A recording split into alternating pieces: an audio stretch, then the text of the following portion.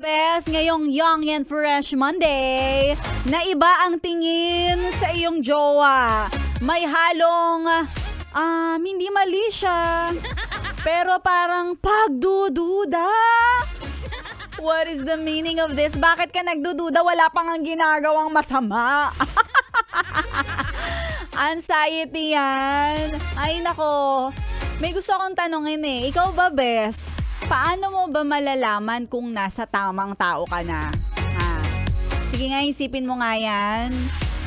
Ikaw naman, Laika Barista. Matanong ko nga to si Laika Barista kasi alam ko eh, you finally found someone same as you.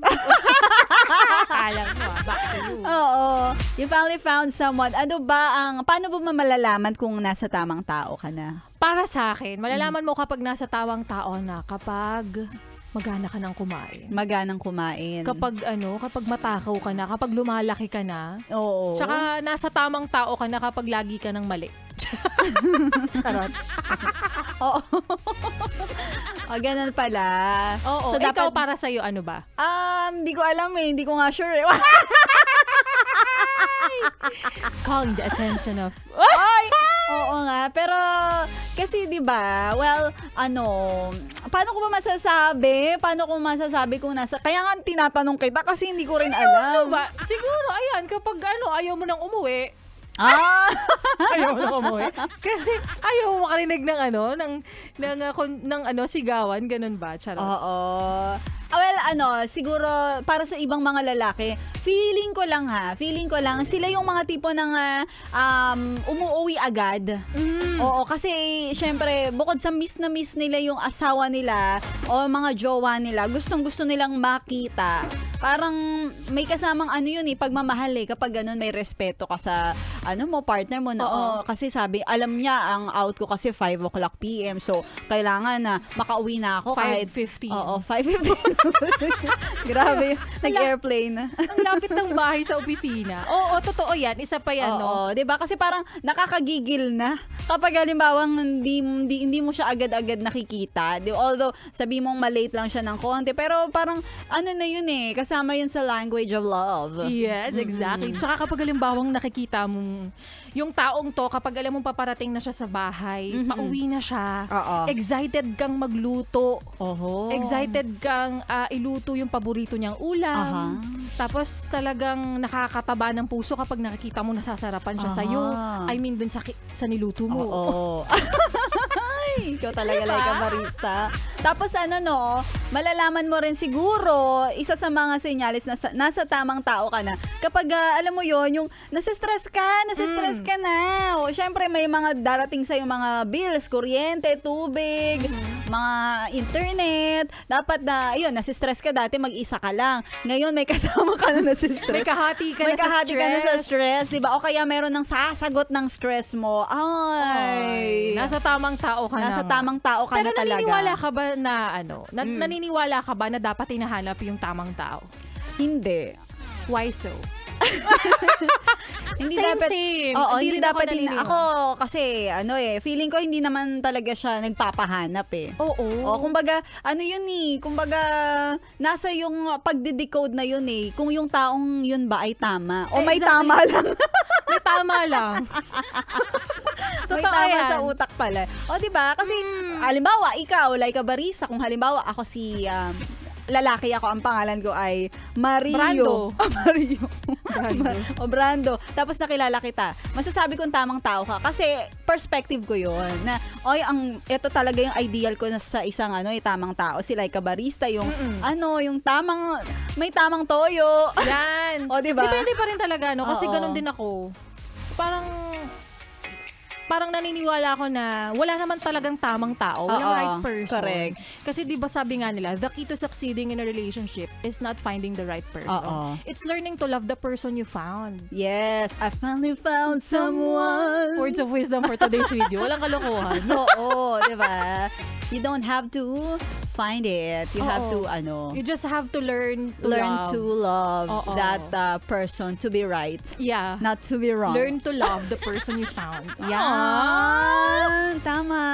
Parang ano lang parang... Ay, nako, kasi marami akong kilala dyan. Ano yun? Nasa tamang tao na. Pero lagi pa rin hinahanapan ng mali. Ay, totoo yan. Ay, nako. Kapag talaga feeling mo tong taong to, sobrang comfortable nyo na sa isa't isa.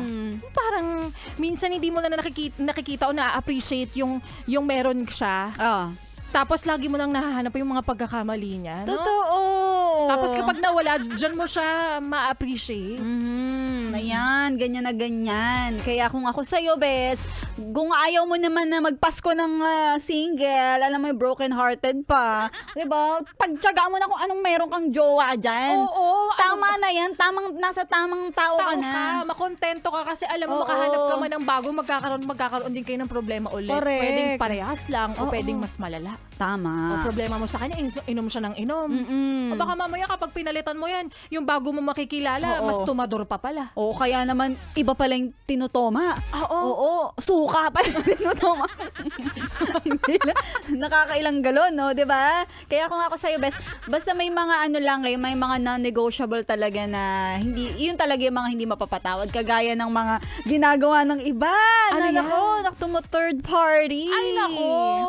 Diba, naghahanap ng affair. Correct, totoo yan. Yan talaga. Wala na talaga. Hiwala yan ng talaga yun. Huwag ka na magpakamartir, huwag ka na magtiis. Huwag ka nang magpaabot ng 11 years pa ganon.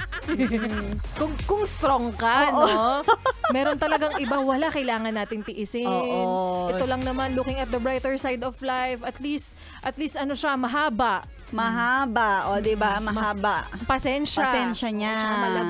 Malago ang wallet niya. Ay, oo. Makapal. Baka ngayon maraming mga tinitake in consideration yung pera. Kasi magbo-bonus. Diba? Sige, pagpaliban na muna natin yung mga, kung may magre-resign sa trabaho, pagpaliban mo muna natin. Kung may mga gusto makipag-break, pagpaliban muna natin para sa bonus. Correct. Oo, tanggapin nyo muna, tanggapin yung biyaya bago nyo sila ipaubaya. Ay, tama. Tanggapin ang biyaya bago nyo sila ipaubaya. Ay! Kaya hindi naman magagalit si Moira De La Torre kung papaubaya mo na talaga siya. Kung paubaya, tama ba? Kung kapaubaya, paubaya. Basta paubaya mo na siya kapag wala na siyang kwenta. Charot. Which is true naman. Dapat talaga, best, yung pinaparamdam niya sa'yo na may worth ka. Diba? Ang pangit naman kung, alam mo, yung pinapakisamahan mo, yung tapos ang tingin niya sa'yo, wala kang kwenta. Diba? Dapat may value ka pa rin, kagaya ng bonus. Correct. Kapag hindi mo na nararamdaman na binibigyan ka niya ng importansya, ipamigay mo na siya sa iba. Correct. Kasi may isang tao dyan sa gilid-gilid lang na nag-aabang. Sa'yo. The abangers. Oo. Kasi nakikita ka parang worth 100,000 pesos na papremyo.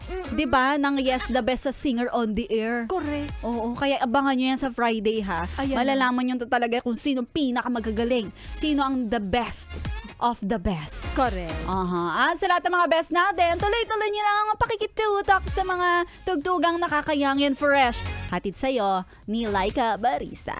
Kaya magpapaalam mo na si Laika. Ay, si Laika. Ako yung magpapaalam, tapos mag-stay ka muna until 6 p.m. Kasama niyo pa rin si Laika Barista. At susunod na nga si Maria Moreno. Nagkabali-baligtad na. Okay, sige. Epekto to ng walang bonus pa eh. Sige na, Laika Barista. Kailangan ko munang magkape pa. Mag-stay ka na, I have to go.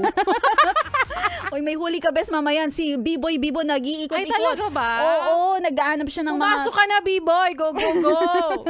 Tuloy-tuloy lang pakitutok dito lang sa stasyon nakakayangin fresh 11.1. Yes, the best. Merry Christmas.